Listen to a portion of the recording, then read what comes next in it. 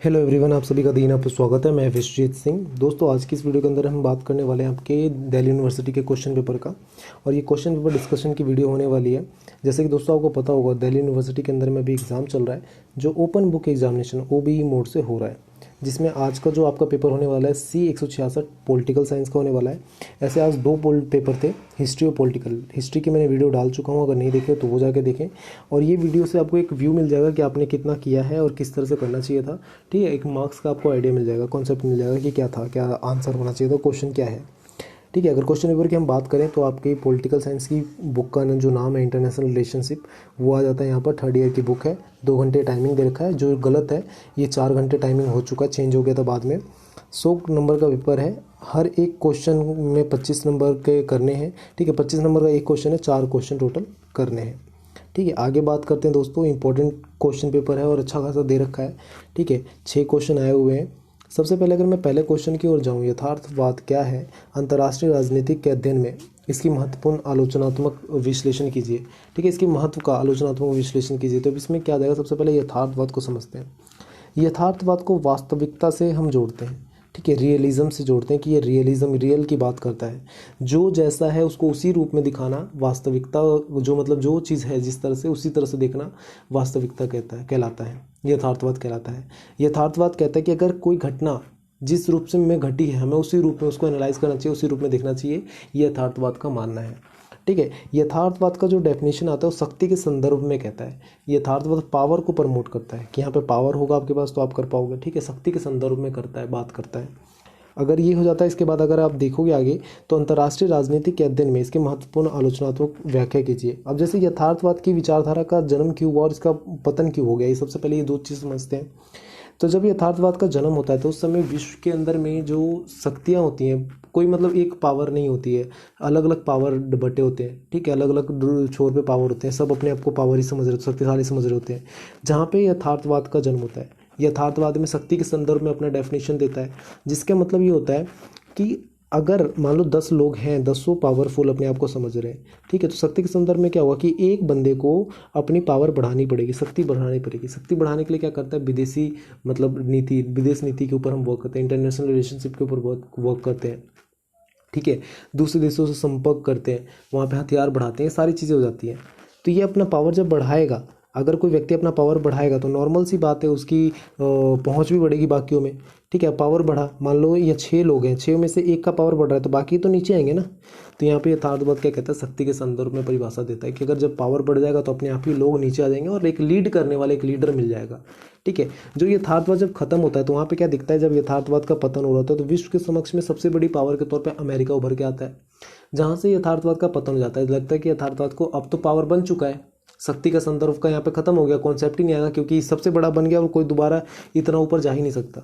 पर अब धीरे धीरे क्या, आज के समय में चैलेंजेस आ रहे हैं। ठीक है, अमेरिका के सामने रूस है, रूस से भी बड़ा सबसे बड़ा खतरा के तौर पे आ जाता है चीन आ जाता है। ठीक है, और चीन के समक्ष भी अगर देखा जाए, अगर हम अमेरिका को हटा देते हैं 2 मिनट के लिए, तो चीन के समक्ष में भी जो सबसे बड़ा कॉम्पिटिटिव आ रहा है वो भारत है। ठीक है, तो इस तरह से जो बन रहा है, मतलब एक से एक बड़ा पावर उभर के आ रहे हैं सामने, तो वे क्या दिखाते हैं, यथार्थवाद को खत्म करता है। वहाँ पे नव यथार्थवाद की विचारधारा आ जाती है जो पावर को दिखाती है। यहाँ पे शक्ति, मतलब यहाँ पे नव यथार्थवाद की बात करते हैं तो वो मतलब मेन फोर्स के बारे में बात करता है कि मेन पावर होना चाहिए, और यहाँ पे पावर के संदर्भ में ये बात करता है। ठीक है, समझ में आया होगा दोस्तों। इसके अंदर मैं आप बताऊं तो आप लिखोगे क्या, तो सबसे पहले आप यथार्थवाद की डेफिनेशन दोगे कि यथार्थवाद वास्तविकता को दर्शाता है। ठीक है, जो घटना जिस रूप में घटी हमें उसी रूप में देखना चाहिए, इसके बारे में ये बोलता है। ठीक है, यथार्थवाद आपका ये हो जाता है। इसके बाद आप यथार्थवाद की हंस मोगनथाउ की जो विचारधारा है वो बताओगे। ठीक है, उसके 6 सिद्धांत बताओगे। फिर उसके बाद अंतर्राष्ट्रीय राजनीतिक की बात करोगे, किस तरह से ये होता है। अब अंतर्राष्ट्रीय राजनीतिक में किसी भी तरह का रिलेशनशिप बनाने के लिए, इसको मेंटेन करने के लिए यथार्थवाद बहुत ज़्यादा इंपॉर्टेंट रोल प्ले करता है। अगले क्वेश्चन की ओर चलते हैं दोस्तों। तो यहाँ पे आ जाता है अगला क्वेश्चन, अंतर्राष्ट्रीय संबंधों के अध्ययन के लिए नव उदारवादी संस्थावाद के मुख्य लक्षणों की विवेचना कीजिए। अब नव उदारवादी क्या है, तो दोस्तों ये सारे जितने भी विचारधारा हैं, चाहे नव यथार्थवाद हो, नव उदारवाद हो, ठीक है, निर्भरता सिद्धांत, तो ये सारे क्या चीज़ हैं, तो ये किसी ना किसी तरह से विदेश नीति को जोड़ती हैं। विदेश नीति को बनाने के लिए, विदेश नीति के ऊपर वर्क करने के लिए ये सारी विचारधाराएं आती हैं। जो नव उदारवादी विचारधारा के जो संस्थापक के तौर पे देखे जाते हैं, जोसेफ नाइक करके व्यक्ति हैं जो जिन्हें नव उदारवादी विचारधारा का संस्थापक के तौर पे देखा गया।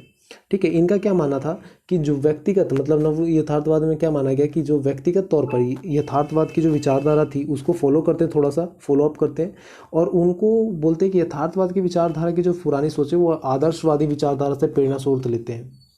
कहने का मतलब सिंपली कंफ्यूज ना होकर सिंपली ये कहूँ कि नव उदारवाद में कहा गया कि हमें पूंजीवादी की ओर जाना चाहिए। ठीक है, हमें लोगों की भलाई का सोचकर हमें नहीं चलना चाहिए, युद्ध का नहीं चलना चाहिए, हमें अपना एजेंडा कार्यक्रम खुद तय करने चाहिए और उसके बेस पे हमें रचनात्मक विकास की ओर बढ़ना चाहिए।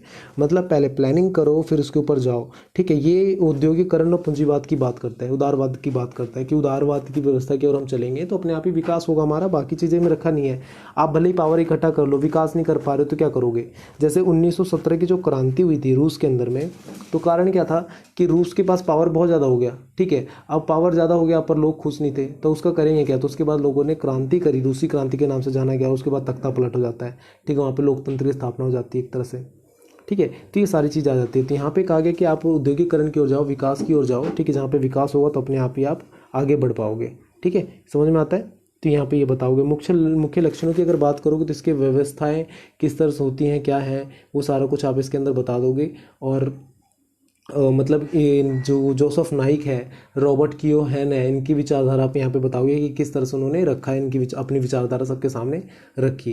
ठीक है, इनके मतलब मेनली राज्य की अवधारणा के स्रोत को चलते हैं कि एक राज्य के लिए मेनली क्या होता है, ज़रूरत क्या होती है। किसी भी राज्य के लिए, किसी भी स्टेट्स के लिए क्या मेन ज़रूरत होती है कि भाई उसकी अवधारणा हो, सोच हो। तो नव यथार्थवाद में क्या होता है, विकास करने की सोच देता है कि जहाँ से पूंजीवादी व्यवस्था की शुरुआत हो। ये सारी चीज़ें यहाँ पे आ जाती है। अगला क्वेश्चन देखते हैं दोस्तों, एक वर्ड आ जाता है यहाँ पे देदांत। ठीक है, तनाव स्थिति को हम देदांत कहते हैं। जब दो या दो से अधिक देशों के बीच में एक ऐसी युद्ध जैसी तनाव की पूर्ण स्थिति बने उसे हम देदांत कहते हैं। अब क्या होता है, 2 मिनट के लिए स्थिर हो जाना, पॉज हो जाना, ये देदांत कहलाता है। मान लो आप लड़ रहे हो, कोई और लड़ रहा है आपसे। ठीक है, और अचानक से एकदम इस ऐसी स्थिति बन गई ना कि एकदम हम मारपीट होने वाला है, कोई मर्डर होने वाला है, आप दोनों एकदम लास्ट पॉइंट पे हो, तो ये देदांत कहलाता है। ठीक है, शीतलता की स्थिति, तनाव की स्थिति, एकदम लास्ट जो पॉइंट होता है ना, जो क्रिस्टल पॉइंट, उसको हम कहते हैं। अभी इस पॉइंट को यहाँ पे जिक्र क्या हुआ, तो दोस्तों यहाँ पे 1962 में, ठीक है 1962 में क्या होता है कि क्यूबा मिसाइल संकट आपने सुना होगा, क्यूबा मिसाइल संकट, जिसमें क्या होता है कि जो अमेरिका के निकट में एक छोटा सा द्वीप है क्यूबा, वहाँ पर रूस, सोवियत संघ जिसे हम बोलते हैं, सोवियत संघ ने क्या किया, अपनी मिसाइलें तैनात कर दी। ठीक है, अपनी मिसाइल तैनात कर दी और अमेरिका को पता नहीं चलता। जब अमेरिका को पता चलता है कि यार रूस हमारे घर के बगल में मिसाइलें तैनात कर रहा है, अपने जंगी बेड़े भेज रहा है, तो वो भी यहाँ से अपने जहाज़ों को भेजता है रोकने के लिए। तो दोनों के बीच में जो इस तरह की स्थिति होती है ना कि अगर हाँ ना कुछ भी बनता तो युद्ध हो सकता था, कभी भी किसी भी सेकंड युद्ध हो सकता था।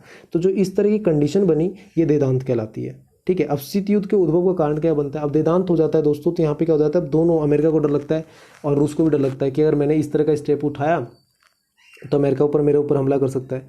अमेरिका को डर लगता है कि अगर मैंने अपनी सुरक्षा नहीं करी तो ये दोबारा ऐसा कर सकता है। तो यहाँ से शीत युद्ध का तनावपूर्ण स्थिति बन जाता है, जहाँ पे जिसका एग्जांपल के तौर पे इराक, अफगानिस्तान, ISI, सीरिया, ये सारा कुछ देखने के लिए मिलता है। ठीक है, और भी अलग अलग जगह पे स्टेप लिए जाते हैं, ये सारा कुछ आ जाता है। ठीक है, आगे देखिए दोस्तों, चौथा क्वेश्चन की ओर हम चलते हैं। तो यहाँ पे आ जाएगा, वैश्विक राजनीतिक में भारत की उभरती हुई शक्ति के रूप में उसके बढ़ते राजनीतिक और आर्थिक प्रभाव के संदर्भ में परीक्षण कीजिए।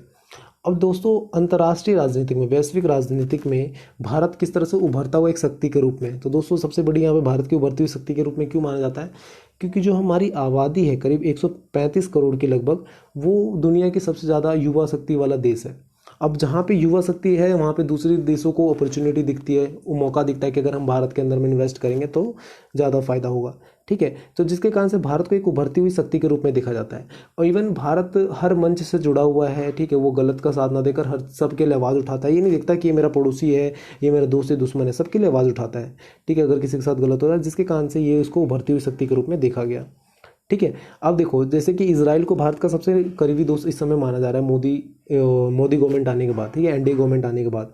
पर इजराइल को माना गया, जब इजराइल ने जेरूसलम पर अपना कब्जा किया, अपनी राजधानी घोषित करी और यूएनओ में वोटिंग हुई, तो इंडिया ने उसके विपक्ष में वोट दिया, उसके पक्ष में वोट नहीं दिया।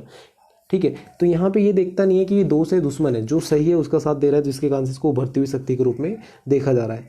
ठीक है। और यूएनओ का बहुत बड़ा एक हकदार के तौर पे भी, यूएनओ का जो सुरक्षा काउंसिल है उसका एक स्थायी मेंबर के हकदार के तौर पे भी ये देखा जा रहा है। राजनीतिक और आर्थिक प्रभाव की बात करें तो अंतर्राष्ट्रीय राजनीतिक पे चाहे वो किसी की निंदा करनी हो चाहे किसी की तारीफ करनी हो, वो खुलकर कर रहा है, ठीक है, खुलकर अपना पक्ष रख रहा है। यही सबसे बड़ा एक ना राजनीतिक विजय होती है किसी की भी, मतलब किसी को भी राजनीतिक शक्ति के रूप में देखने का सबसे बड़ा रीज़न होता है।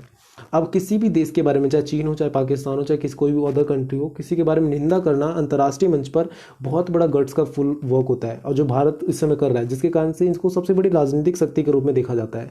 और आर्थिक प्रभाव की बात करूँ दोस्तों, तो आर्थिक प्रभाव में क्या जाता है कि भारत की जो भी, जिस तरह मैंने बताया कि 135 करोड़ की आबादी है ऑलमोस्ट, ठीक है, बड़ी बड़ी कंपनियां हमारे भारत में इन्वेस्ट करना चाहती है। रीज़न क्या है कि हमारे पास उतनी सुविधाएं नहीं है, मतलब लोगों को हम नहीं दे पा रहे, नौकरी नहीं दे पा रहे, नौकरी नहीं दे पा रहे तो हम करेंगे क्या? दूसरी कंपनियां आएंगी, वो हमारे भारत में इन्वेस्ट करेंगे, हमारे पास जो लेबर कॉस्ट है वो बहुत कम है, ठीक है, जिसके कारण से उनको फ़ायदा होगा। तो वो फ़ायदा के लिए भाई भारत को वो एक उभरती हुई शक्ति के रूप में वो देखते हैं, ठीक है, समझ में आता है। ये सारा पॉइंट्स आप इसमें बता सकते हो। एक क्वेश्चन आ जाता है, वैश्वीकरण को परिभाषित कीजिए, इसकी आर्थिक एवं सांस्कृतिक आयामों की चर्चा कीजिए। सबसे पहले वैश्वीकरण की बात करें तो वैश्वीकरण एक ग्राम व्यवस्था है, ठीक है। ग्राम व्यवस्था क्या मतलब? पूरी दुनिया को एक ग्राम व्यवस्था में तब्दील कर देना। आज आप एप्पल का फ़ोन चला रहे हो दिल्ली में बैठकर, एप्पल की कंपनी जो है वो अमेरिकन कंपनी है। माइक्रोसॉफ्ट का विंडो चला रहे हो जो अमेरिकन का विंडो है। लेनोवो का लैपटॉप चला रहे हो जो चाइना का है, ठीक है। सैमसंग कंपनी चला रहे हो जो कोरिया का है। तो ये कैसे पॉसिबल, कैसे हो पा रहा है? पॉसिबल इसलिए हो पा रहा है क्योंकि वैश्वीकरण हैगा पूरे विश्व के अंदर में। भारत ने जो वैश्वीकरण व्यवस्था अपनाई थी वो 1991 में अपनाई थी, ठीक है, जब हमारी मतलब हमारे जो वित्त मंत्री थे मनमोहन सिंह, डॉक्टर मनमोहन सिंह, उनके नेतृत्व में ग्लोबलाइजेशन की शुरुआत हुई थी। 1991 में एलपीजी करके एक नीति लाई गई थी, मौद्रिक नीति जिसे हम बोलते हैं, ठीक है। लिबराइजेशन, प्राइवेटाइजेशन, ग्लोबलाइजेशन, उदारीकरण, निजीकरण और वैश्वीकरण। वैश्वीकरण के तहत भारत के अंदर में ओपन डोर की नीति अपनाई गई।